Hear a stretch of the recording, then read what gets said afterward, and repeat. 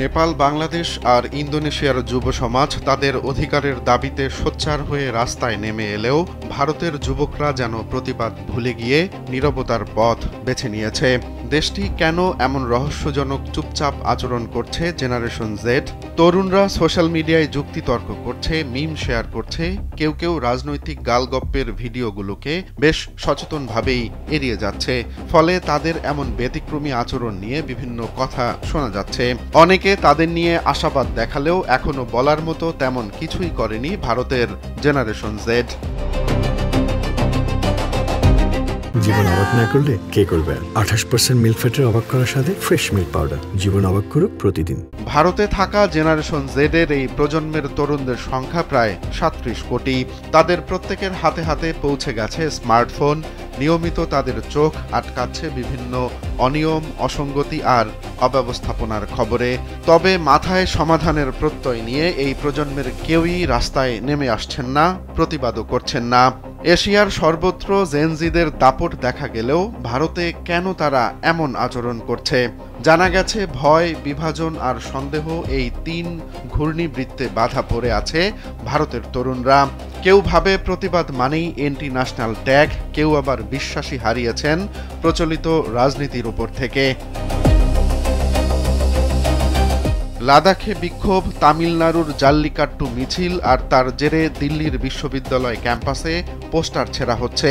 Generation Z এর রাগ ও ক্ষোভ আছে, কিন্তু সেটা এক জায়গায় নয়। লাদাখে রাজ্য দাবি, তামিলনাড়ুতে নিজেদের মাতৃভাষা নিয়ে লড়াই, গুজরাটে চাকরির কোটা নিয়ে আন্দোলন। সবগুলোকে একপাক্ষিক দৃষ্টিকোণ থেকে সরলভাবে দেখার সুযোগ নেই। বিবিসির এক প্রতিবেদনে জানা গেছে এই বিভক্ত রাগই ভারতের তরুণদের বিচ্ছিন্ন করে রেখেছে। ফলে সব বাধা ডিঙিয়ে এক হতে পারছে না জেনারেশন জেড। চাকরির ইন্টারভিউ, সরকারি অফিসের লম্বা লাইন, বিদেশগামী তরুণদের এয়ারপোর্টে ভোগান্তির দৃশ্য সবকিছু দেশটির পরিচিত দৃশ্যে পরিণত হয়েছে। অর্থনীতির চাকা আগের চেয়ে সচল হলেও বেকারত্ব মোটেও কমেনি। কেউ দেশ ছাড়ছেন ক্ষোভ আর রাগে, কেউ হারিয়ে ফেলেছেন ভোটের আগ্রহ। জানা গেছে 2024 সালের নির্বাচনে 18 বছরের তরুণদের মধ্যে মাত্র 38% ভোটার হিসেবে নিবন্ধিত হয়েছেন। যুব সমাজ ধৈর্য ধরে আছে, যেখানে প্রতিবাদ নয় বরং তারা যেন অভ্যাস করছে নীরবে থাকার। তরুণরা আয়নায় তাকিয়ে নিজেদের মুখের চেনা পরিচিত হাসি দেখতে ভুলে গেছে। তাদের চিন্তা ও মননে পরিবর্তনের একটি হাওয়া লাগলেও সর্বত্র ভয় যেন কুরে কুরে খাচ্ছে। তাই ভারতের জেনারেশন জেড এর নেতৃত্ব থেকে একটি প্রশ্ন এবার বেশ জোরে সোরেই শোনা যাচ্ছে, কেন সবার এই নীরবতা?